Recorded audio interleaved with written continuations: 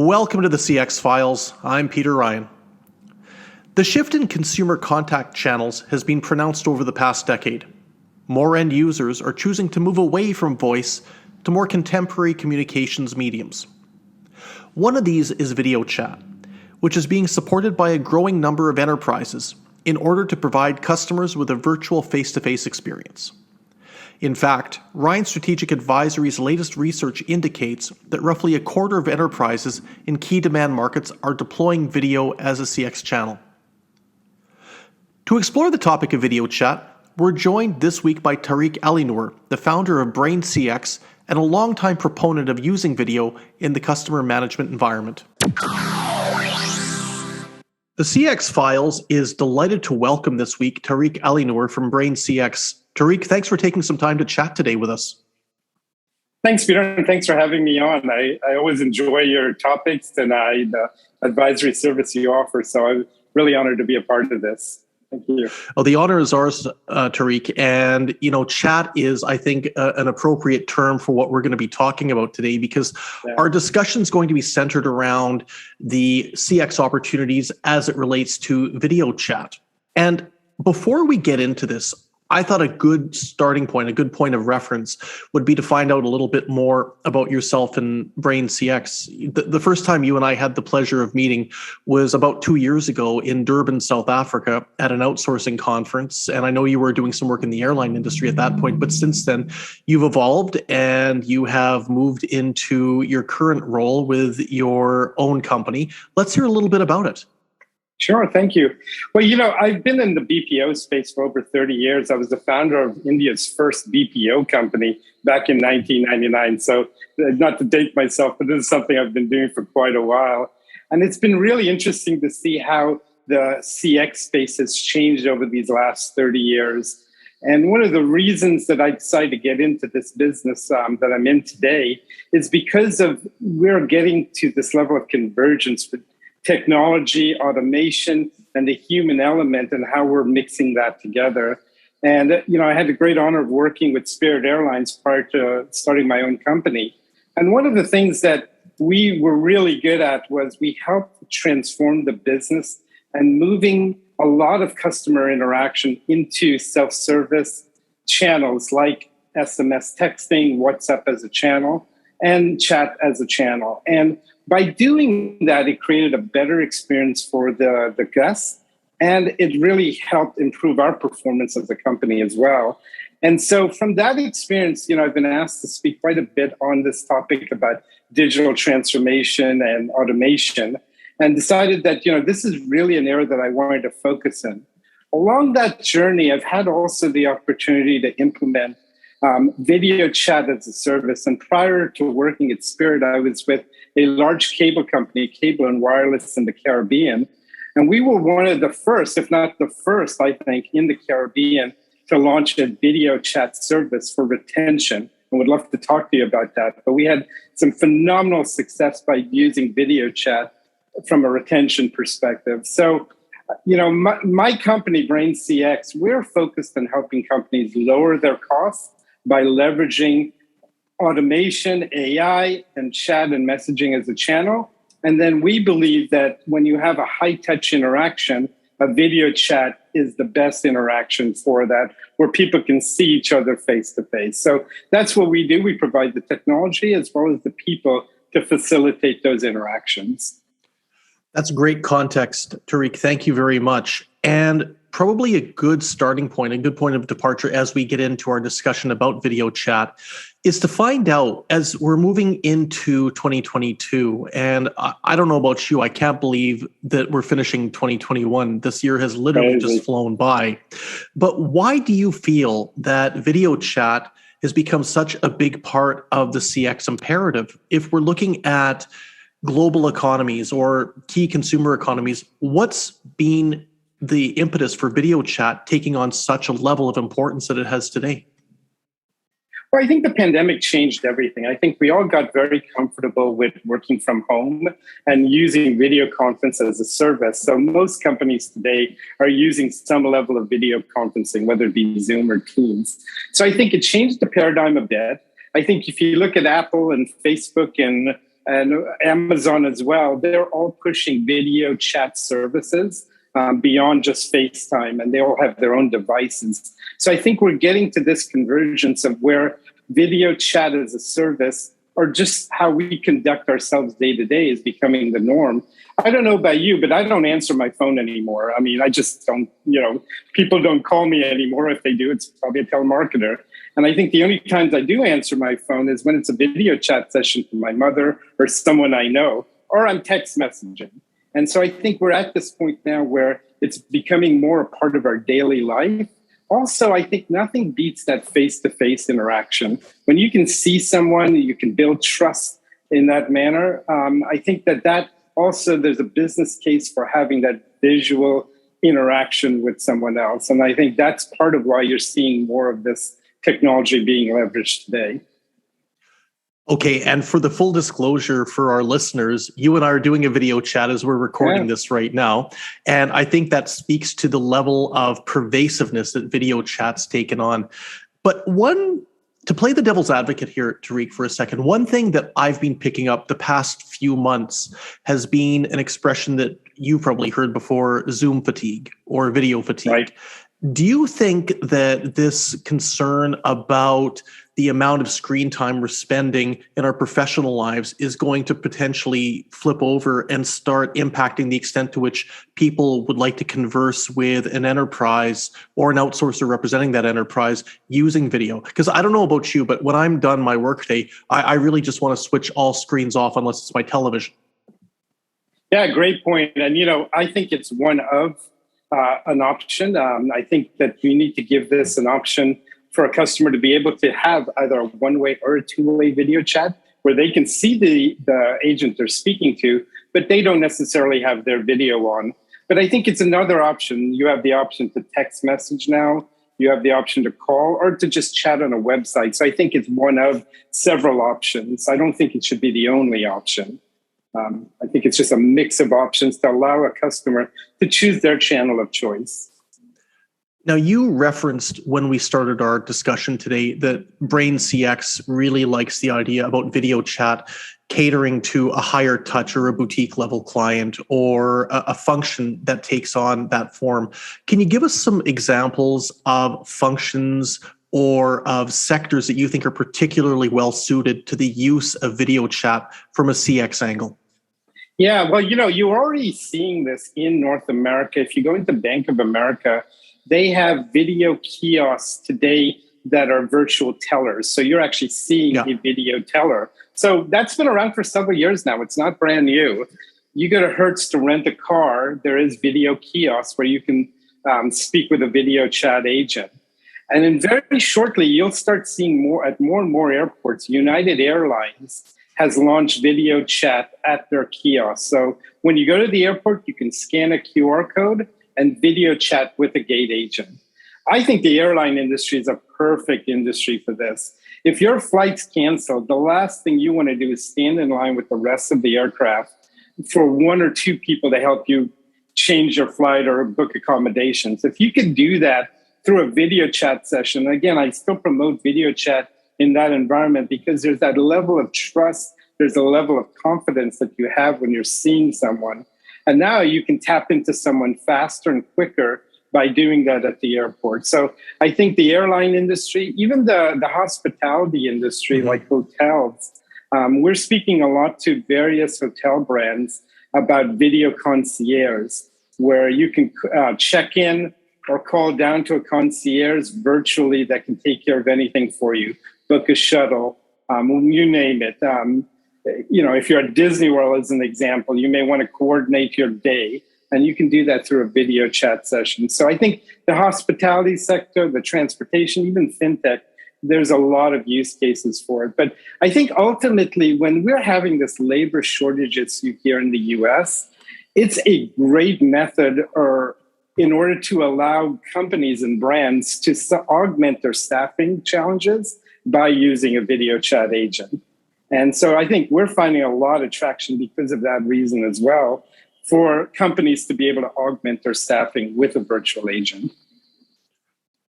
Thinking about the virtual agent and where they're delivering the support from, there's a lot of different angles that you could play this. And as you were describing those potential scenarios in the hotels or the airports, a few things came to mind. You could be doing this with an agent who's local on site. You could be using this with an agent who's working out of their home. You could even potentially do it with an agent that's in the near shore or the offshore. Has there been a particular standard or a particular angle to this that has taken on perhaps more traction than others when we're talking about the different locations or shoring elements to video CX support? I think it's still growing, right? So let's use the United use case, which is one that I'm very familiar with.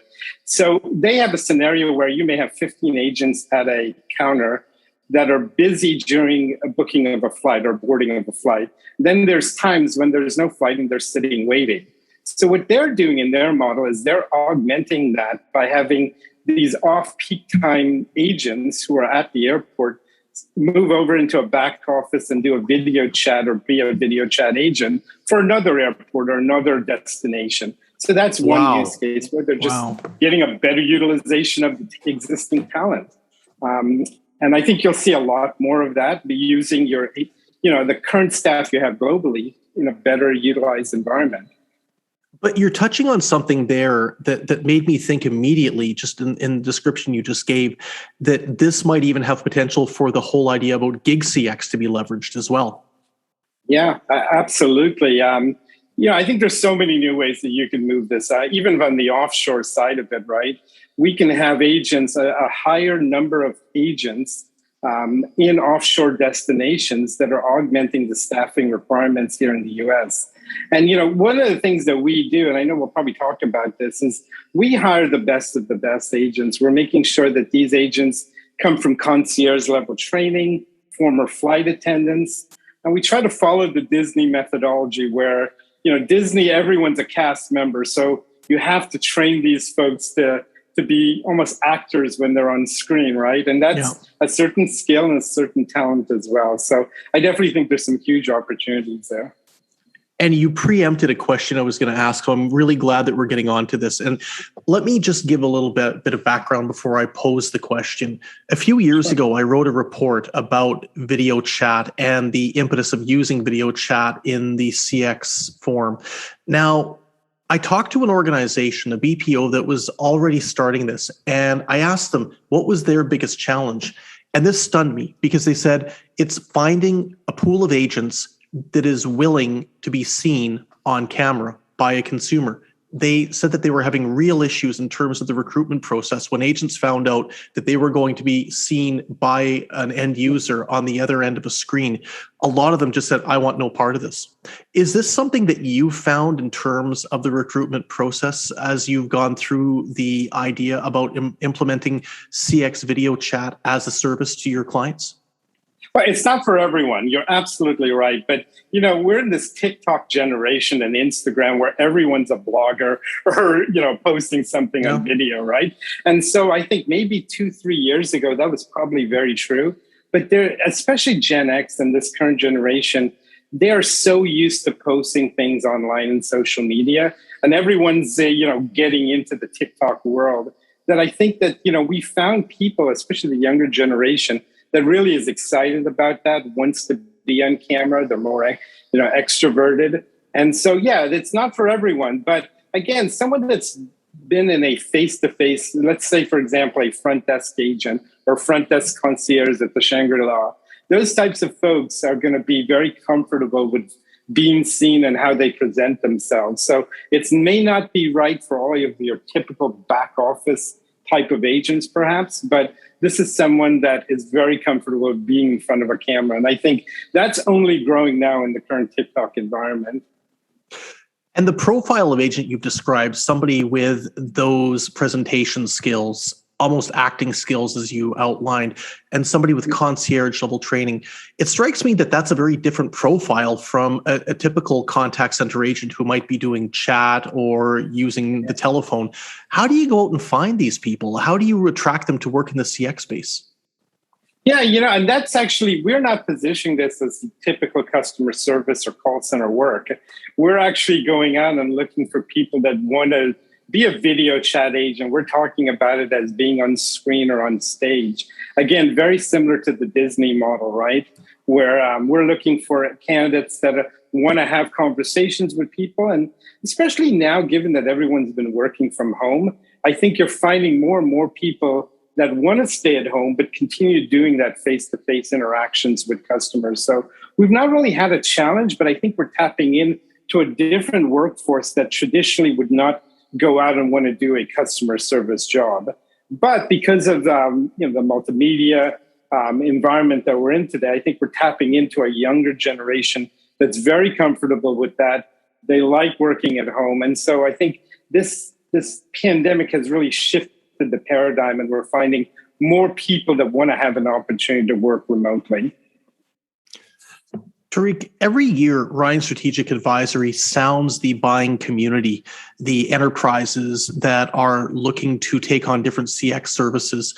One of the most important questions we ask each year is the proportion of enterprises that deploy particular channels. Now, something I've picked up on is that, well, we've seen obviously a lot of growth in messaging and chat and social media. We've not seen a lot recently when it comes to video conferencing or video chat support.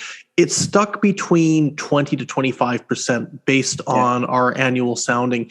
Do you think that based on the comfort level we've all gotten professionally and to a large degree personally the past few years, that this is going to grow as a channel that more enterprises beyond the traditional ones you mentioned earlier are going to look to take on? Or can we expect that 25% to grow to 35, 40% in the coming years? Well, I'd answer it this way. If you saw the announcement in the last 2 weeks between Facebook and Microsoft and how Facebook is rebranding themselves, even Microsoft had this huge announcement around digital engagement, video engagement, and their platforms. They're all betting on this. They're going all in on virtual reality, artificial intelligence, and video. Video is a key component to it. So I don't consider myself the expert on this, but if Microsoft and Facebook are changing their business model because that's what they believe the future is, then I feel like we're probably in the right space, and a space that's going to continue to grow. Makes sense. All right, let's wrap up our discussion today with a final question. What are your pieces of advice? What are your pieces of key counsel you would give to an enterprise that's looking to try and deploy video as a CX channel for support? What should they be thinking about as we move into 2022? Well, I think it made the tendency to make this plug and play and thinking that you can just move a regular voice agent into video chat, similar to how people have thought that they could just move a regular voice agent into chat, that's not always true. I mean, in chat, you need written skills. In this environment, I think you have to be really conscious of how people present themselves, their presentation skills, their body language, body cues. And I think those are things that do separate, yourself from different types of environments. So if you're thinking you can just take a voice agent and move them into this channel, I think that's a mistake. I think you have to interview them, knowing that they're going to be, in front of the camera. We, a couple of things that we've done. We actually have acting coaches on site. So part of our training is actually, acting skills. Basic acting skills. How do you present? How do you use your hands? And I know people can't see this, but you and I are talking. I use my hands a lot, and because that tends to build trust. And those are subtle things that you can use to build trust, especially when you're trying to close a sale or to just, diffuse an angry customer. And so those are subtle things that we teach in the acting courses. We even have makeup artists on site, so we want to make sure people are very presentable when they get on stage, as we call it. We have green screens behind them so that it's very well branded. I've seen some other places that have done video chat, and you can see they're just in a regular call center with people walking in the background, and that can be very distracting. So we've tried to create an environment where it's very enclosed, it looks very professional, and it's very branded. So I think those are some of the tips I'd give. Well, thank you. And, that makes me think about the first time I visited a contact center that was supporting video chat. And what I remember about it most was almost what you were describing there, the studio atmosphere, the fact that every individual had a green screen behind them. Every individual had a branded shirt that they were wearing of the company that they were supporting. Right. And you could tell that these were people that were very comfortable in their own skin, that were able to interact seamlessly on screen. And I really think that what you've described as some of those best practices make sense. Presentation's everything. Let's be perfectly frank. And a professional presentation in a video chat environment is probably going to have a much better chance of succeeding than one that, as you said, where people are walking around behind and it looks distracted and disorganized. Yeah, and I tell you, I have real life proof of this. At Cable and Wireless, when we did this in the Caribbean, we had individuals that would come into our stores to cancel their service, their internet or what have you. We'd ask them to sit down on the Cisco video chat machine, and they would video chat with an agent that was sitting in Trinidad. And our sales and our conversion rate and retention rate went up immediately. And the only difference is that they weren't speaking to someone in the store, they were speaking to someone remotely, but that face-to-face interaction made all the difference. So there's a real value add that you can quantify in that. And I think that's going to be key for so many different organizations. Absolutely, yeah. I'm excited. I think I'm all in on this. I think, again, as I mentioned, utilize your transactional volume with typical messaging channels and artificial intelligence.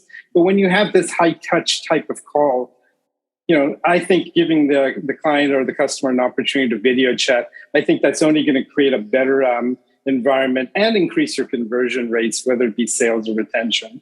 So we're all in on this, and we think this is the next generation of contact centers. Tariq Alinur from Brayn CX, thank you very much for taking some time to chat with us on the CX Files today. Thank you, Peter. Thanks for your time. I appreciate it.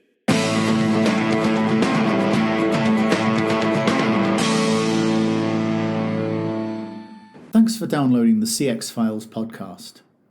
If you have a moment, please give us a star rating or review on your favorite podcast provider, because this really helps other people to find the podcast. If you have any suggestions for future guests, or ideas, people, or topics, then please just find myself, Mark Hillary, or Peter Ryan on LinkedIn and send a suggestion.